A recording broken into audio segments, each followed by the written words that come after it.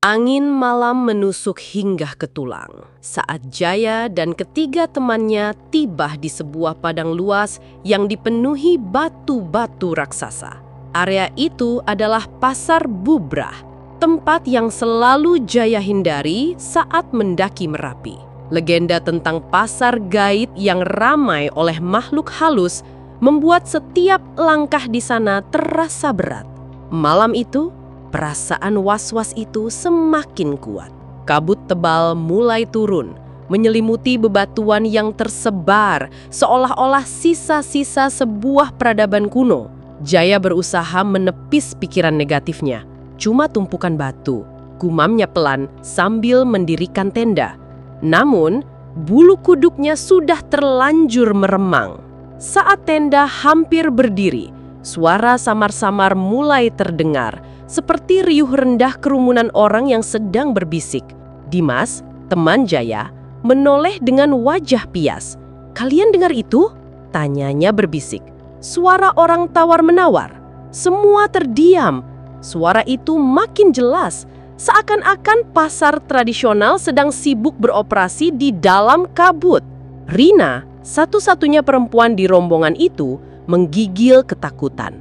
"Aku pikir cuma cerita," bisiknya lirih, "tapi ini nyata."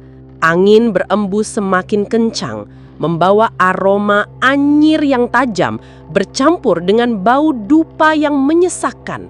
Tiba-tiba, lampu senter mereka berkedip-kedip tak beraturan lalu mati total. Kegelapan pekat menelan segalanya.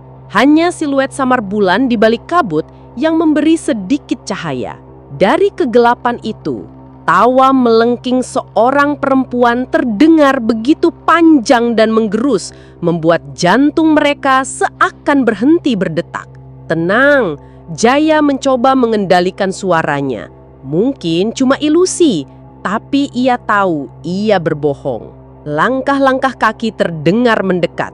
Bukan satu atau dua, tapi banyak, seperti kerumunan orang yang sedang bergerak ke arah mereka. Kemudian, sosok-sosok hitam tanpa wajah mulai muncul dari balik kabut. Mereka berbaris rapi, menyerupai pedagang yang membawa keranjang dan bakul. Mereka berjalan melewatinya, seolah-olah para pendaki tidak ada di sana. Jaya melihat lebih jelas.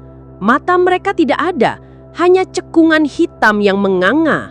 "Mereka nggak lihat kita," bisik Jaya. "Jangan lihat!" teriak Rina histeris sambil menutup wajahnya.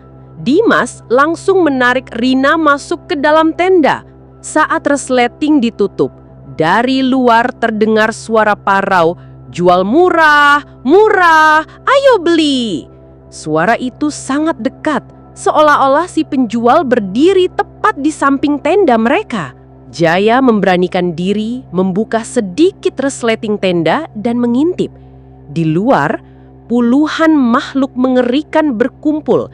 Seorang sosok menenteng kepala kambing yang berlumuran darah, yang lain menjajakan tubuh bayi mungil, dan beberapa lainnya menawarkan benda-benda aneh berlumur darah. Tiba-tiba, pandangan Jaya tertuju pada seorang perempuan jangkung dengan rambut panjang yang menutupi tanah. Perempuan itu berdiri mematung, menatap lurus ke arah tenda. Wajahnya pucat dengan senyum robek dari bibir hingga pipi. Ia perlahan mengangkat tangannya seolah memanggil Jaya. Jaya langsung mundur, menutup resleting tenda. Tubuhnya bergetar hebat. Malam itu terasa seperti neraka yang tak berujung. Teriakan, nangisan, dan bau darah semakin kuat. Teman-temannya hanya bisa berdiam diri, membaca doa tanpa henti, berharap fajar segera tiba. Sekitar pukul 2 dini hari, suara riuh itu tiba-tiba menghilang, digantikan keheningan yang jauh lebih menakutkan. Langkah-langkah kaki berat terdengar mengelilingi tenda, seolah-olah ada yang mengawasi mereka dari luar. Tak tahan, Jaya nekat keluar. Saat membuka tenda, ia melihat puluhan sosok tak berwajah itu berdiri melingkari tenda mereka. mematung, dan serempak menoleh ke arahnya. Jaya menelan ludah. Salah satu sosok mendekat, menawarkan potongan daging mentah yang masih berlumuran darah. "Ambil, bayar dengan nyawamu," bisiknya. Tubuh Jaya seakan ditarik ke arah sosok itu.